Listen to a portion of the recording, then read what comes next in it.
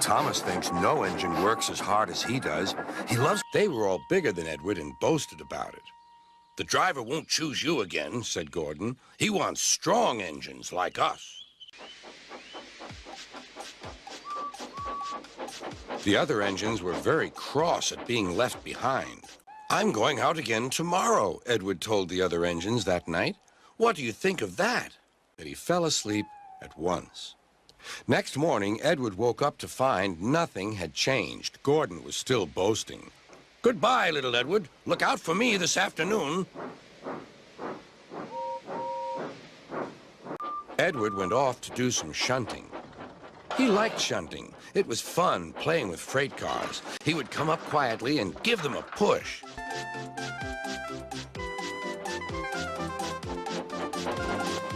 Edward played till there were no more freight cars. Then he stopped to rest.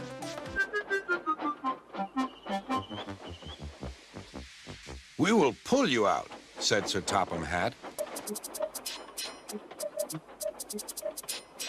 Gordon always pulled the big express. He was proud of being the only engine strong enough to do so. He felt just as bad next morning. Henry usually pulled the first train, and Thomas had to get his coaches ready. Come along," he fussed. "There's plenty of time." Afterwards, the other engines laughed at Thomas and said, "Look, there's Thomas, who wanted to pull a train, but forgot about the coaches." But Thomas had already learned not to make the same mistake again. Night after night, he kept the other engines awake. Next morning, Edward and Thomas asked their drivers, and when they said yes, Thomas ran off happily to find freight cars. "What are you doing here, Thomas?" he asked. "Help! Help!" A freight train came rushing through much too fast. The engine was James, and he was frightened. His brake blocks were on fire. "They're pushing me! They're pushing me!" he panted. After the freight cars, still whistling, "Help! Help!" Poor James disappeared. James's driver and firemen were feeling him all over to see if he was hurt. And they answered, "Yes, it will. Yes, it will." They left the broken cars. Then, with 2 cranes, they put James back on the rails.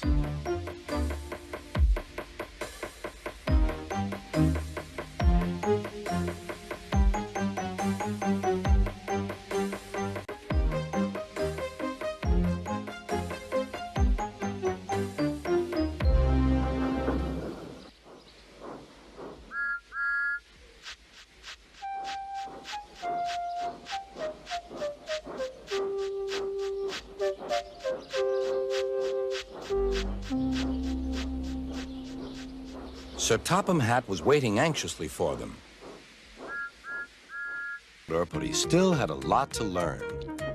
"You can pull coaches or freight cars quite easily, but you must learn by your mistakes."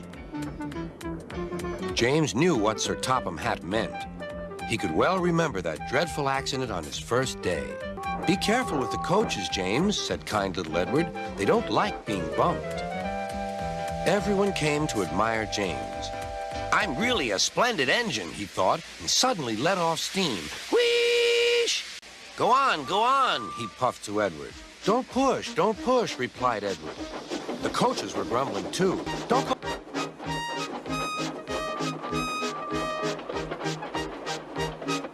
When they had to go back to let the passengers out. But no one seemed to know about Sir Topham's new hat, so James felt happier. Presently, they came to the station where Thomas was waiting with his 2 coaches. "Hello, James," said Thomas. "Feeling better? That's good." Edward and James passed the field where James had had his accident. The fence was mended and the cows were back again.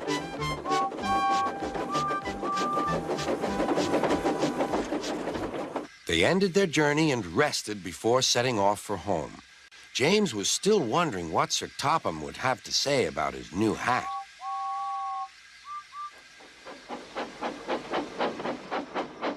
Next morning, he spoke severely to James.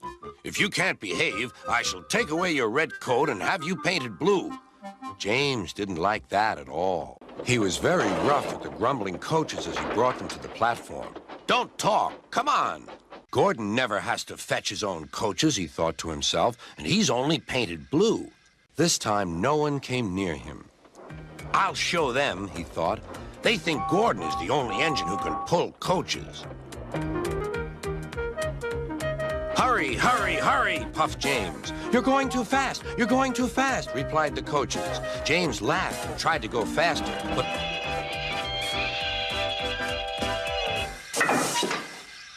What's the matter? James asked his driver.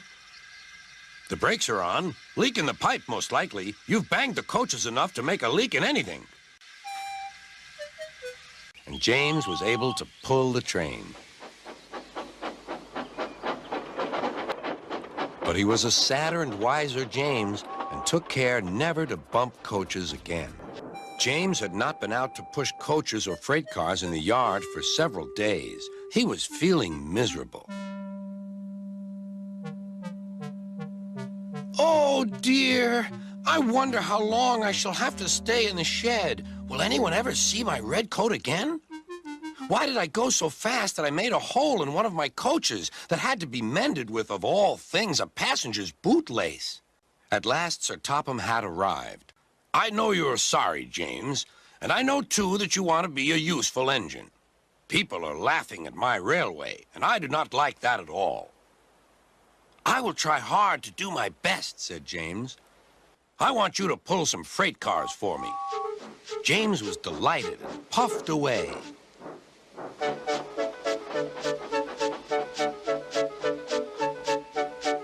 Have you got some bootlaces ready? And he ran off laughing. Oh, no, said the freight cars. We want a proper engine, not a red monster. James took no notice and started as soon as the conductor was ready. Come along, he puffed.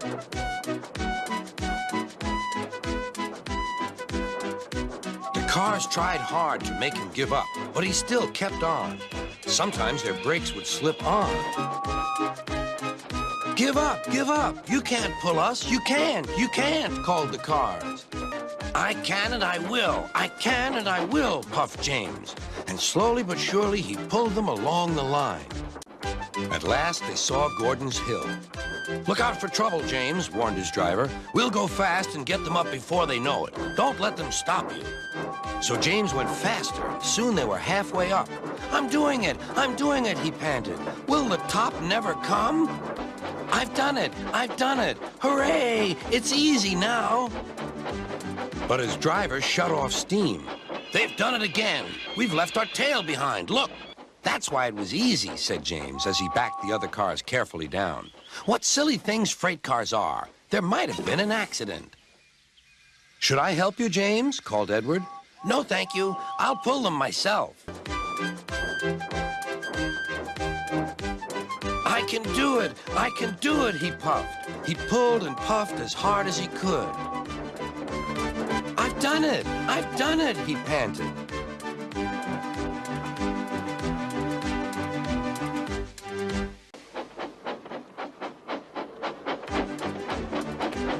James was resting in the yard when Edward pulled up. Beep, beep, he whistled. Then James saw Sir Topham Hatt. Oh, dear, what will he say? He asked himself. I was in Edward's train, and I saw everything. You've made the most troublesome train on the line behave.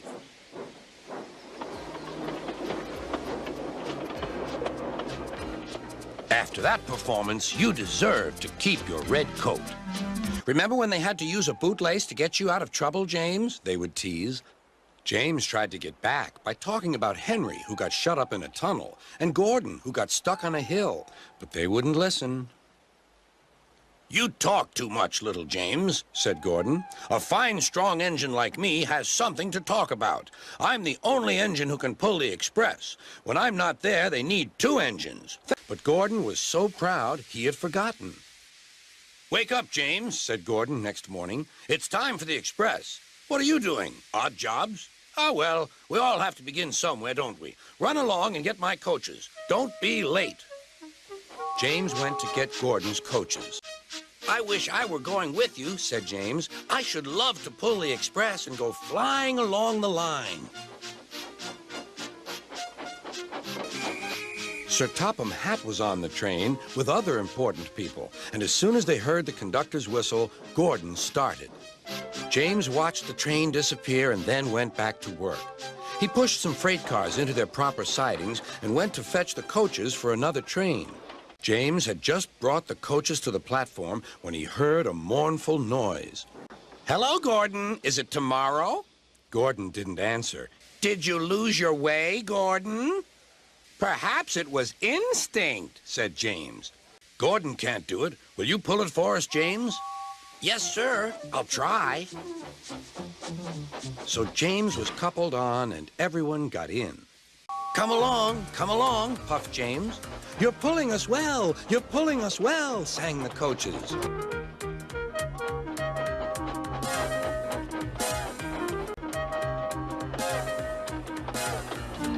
Bridges and stations flashed by.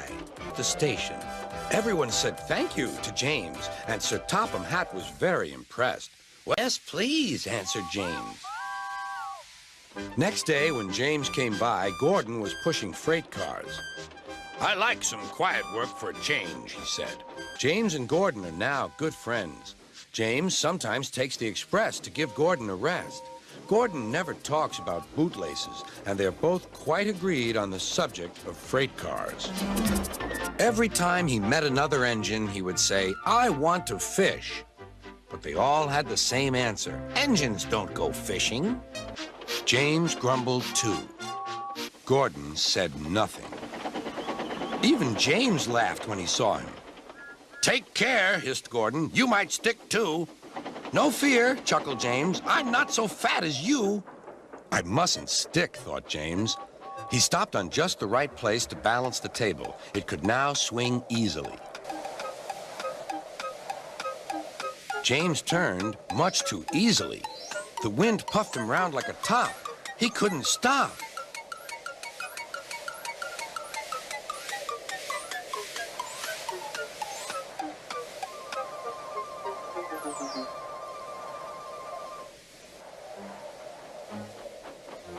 Poor James, feeling quite giddy, rolled off to the shed without a word.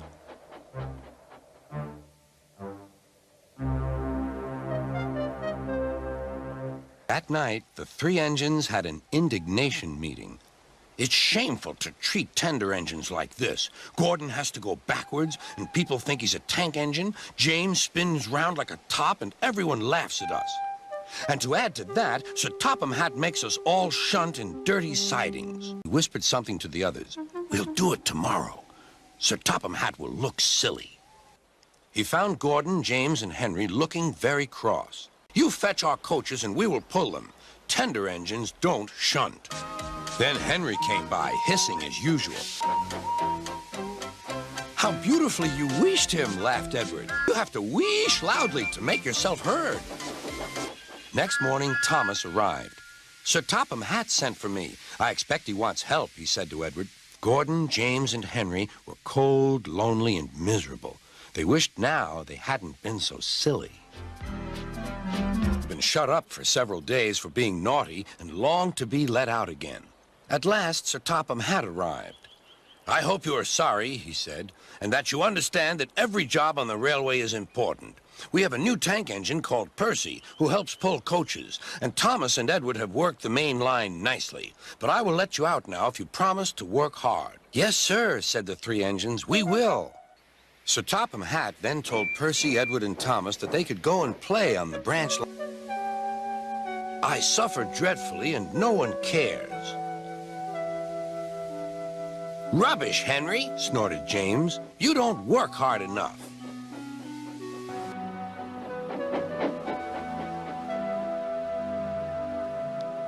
"He goes gallivanting off, leaving us to do his work, and comes back saying how happy he feels. It's disgraceful." "It isn't wrong," murmured Henry to no one in particular, "but we just don't do it." No one mentioned whistles. Sir Topham Hatt spoke to the policeman. But however much he argued with them, it was no good. James was very rude whenever he saw them. "Yuck! What dirty objects," he would say. I am a splendid engine, answered James, ready for anything. You never see my paint dirty. James went redder than ever and snorted off. It was such an insult to be reminded of the time a bootlace had been used to mend a hole in his coaches. At the end of the line, James left his coaches and got ready for his next train. It was a slow freight, stopping at every station to pick up and set down cars. James hated slow freight trains. Dirty cars from dirty sidings. Yeah!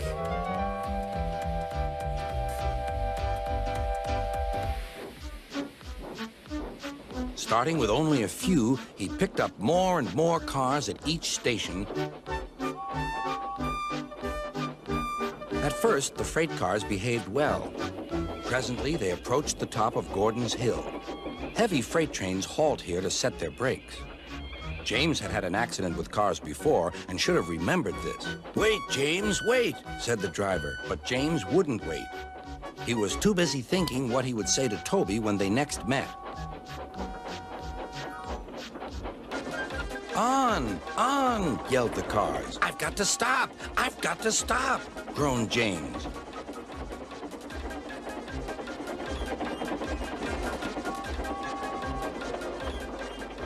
Disaster lay ahead.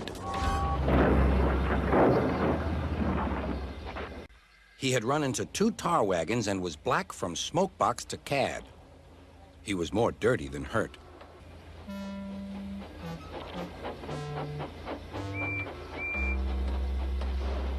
Toby and Percy were sent to help and came as quickly as they could. James pretended he hadn't heard.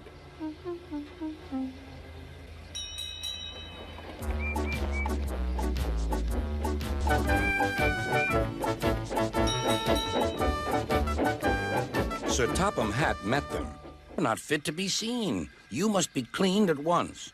Toby shall have a new coat of paint." All James could do was watch Toby as he ran off happily with the news.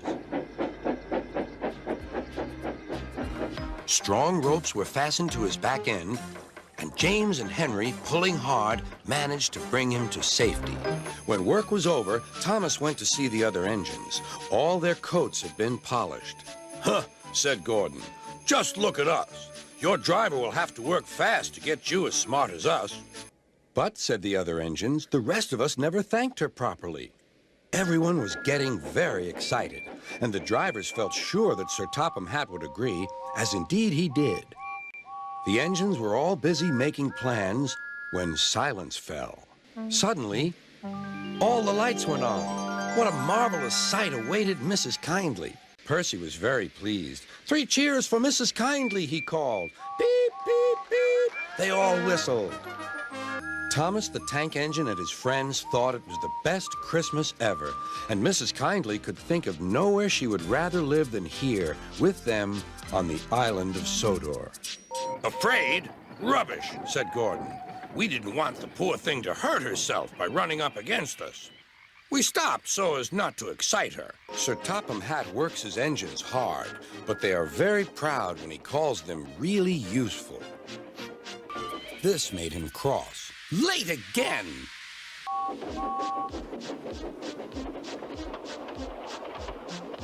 After James had finished his work, he went back to the yard and puffed onto the turntable. He was still feeling very bad-tempered. "Edward is impossible," he grumbled to the others. "He clanks about like a lot of old iron, and he is so slow, he makes us wait." Thomas and Percy were indignant. "Really," said James, "I should like to see him do it." Next morning, James's driver was suddenly taken ill. He could hardly stand, so the fireman uncoupled James ready for shunting. James was impatient. There was James puffing away down the line.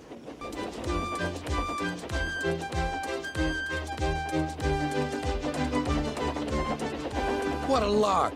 What a lark!" he chuckled to himself. Suddenly, he was going faster and faster.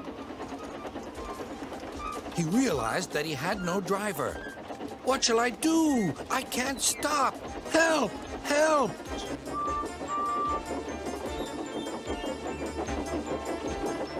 Steady, Edward, called his driver. The inspector stood on Edward's front, holding a noose of rope in the crook of the shunter's pole. He was trying to slip it over James's buffer. The engines swayed and lurched. At last, got him, he shouted. He pulled the noose tight. James's fireman scrambled across and took control. So, the old iron caught you after all, chuckled Edward. I'm sorry, whispered James. Thank you for saving me. You were splendid, Edward. The engines arrived at the station side by side. Sir Topham Hatt was waiting. James, you can rest and then take your train. It'll be lovely not to clank. Next, it was James's turn. Stay in the shed today, James. Sir Topham Hatt will come and see you. Ah, thought James, Sir Topham Hatt knows I'm a fine engine. He wants me to pull a special train. The other engines grumbled dreadfully. They had to do James's work as well as their own.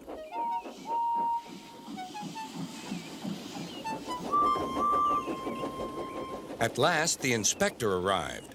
Sir Topham Hatt told me to stay here. He sent a message this morning. Oh, said James. Oh. Where's Percy?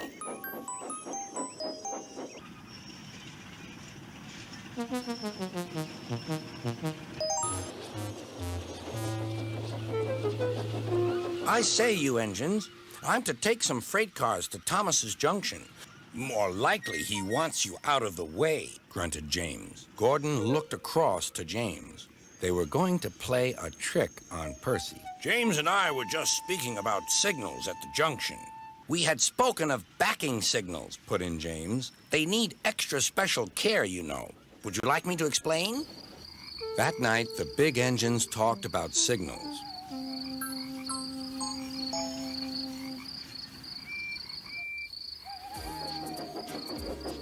They thought the subject was funny. What? Grunted Gordon. Do you know what? Rubbish, said James. Any engine could do it. If you worked more and chattered less, this yard would be a sweeter, a better, and a happier place. Gordon and Henry watched Duck quietly doing his work. He seems a simple sort of engine. We'll have some fun and order him about. Quack! Quack! Wheeze! Duck and Percy calmly sat on the switches outside the shed, refusing to let the engines in. James and Henry were furious. Quiet! Percy and Duck, I am pleased with your work today, but not with your behavior tonight. Duck is quite right. This is my railway, and I give the orders. After Percy went away, Duck was left to manage alone. He did so easily. One day, Thomas's fireman was ill, and a relief man took his place. There are two ways of doing things, Duck told them. The Great Western way or the wrong way. I'm Great Western, and don't we know it, they groaned. So Topham Hatt introduced him. Here is Diesel. Is that James and Henry? The silly engines were flattered. He has very good manners, they murmured. We're pleased to have him in our yard. Shut up, he ordered, and bumped them hard. I'm sorry our cars were rude to you, Diesel. Diesel was still furious. Said Gordon. Disgusting, put in James. Soon Gordon, Henry, and James found out why. Disgraceful, said Gordon. Disgusting, put in James. Despicable, finished Henry. We cannot allow it. They consulted together. Yes, they said. He did it to us, we'll do it to him, and see how he likes it. The three engines barred his way.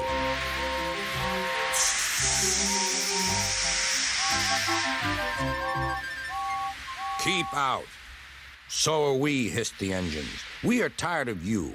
We like Diesel. We don't like you. You tell tales about us to the cars. You do. I don't. You do, fluttered Gordon. Rusty red scrap iron, hissed James. He made cars laugh at us, accused the engines. Diesel lurked up. Duck trundled sadly away, while Diesel smirked with triumph.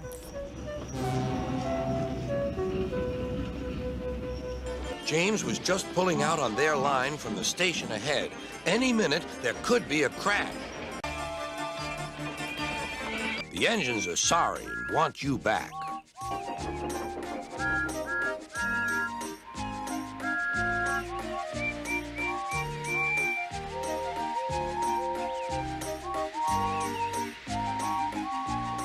A few days later, when he came home, there was a really rousing welcome for Duck. One day, James was later than ever at the junction. "I'm sorry, Thomas," he puffed. "I was held up at the station, and the viaduct made it worse." "It's lucky for you I'm a guaranteed connection," grumbled Thomas. Before James could answer, he puffed importantly away. Sir Topham Hatt was right. James grumbled dreadfully about extra work.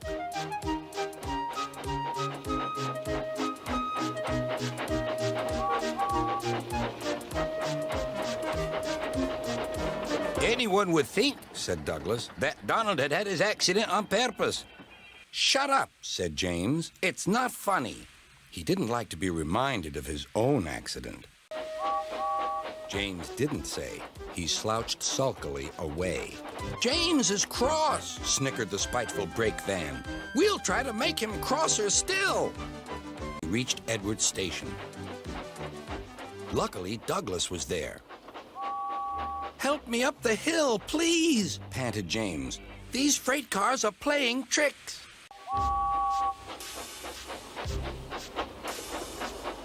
James was losing steam. "I can't do it! I can't do it!" "Go steady! The van's breaking!" He was very grateful. He saw all was not well. "The spiteful brake van, too," put in James. "Good riddance, that's what I say." They all agreed that something must be done, but none knew what. Sir Topham Hatt spoke to the engines. Engines were here to stay.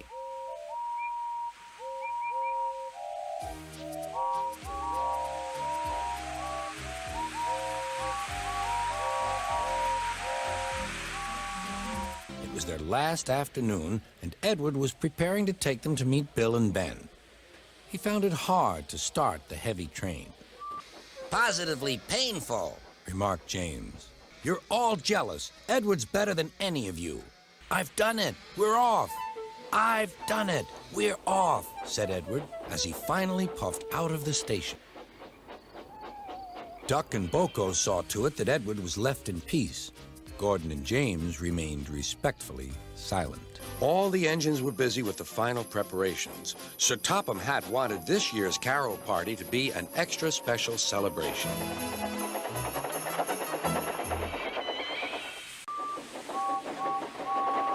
At the big station, all was soon ready. 1, 2, 3! Suddenly, like magic, the station was flooded with lights. "It's no fun getting stuck in the snow," whispered Thomas to Percy, "but it was worth it for this party." "Rubbish," said James. "Any engine could do it. If you worked more and chattered less, this yard would be a sweeter, a better, and a happier place."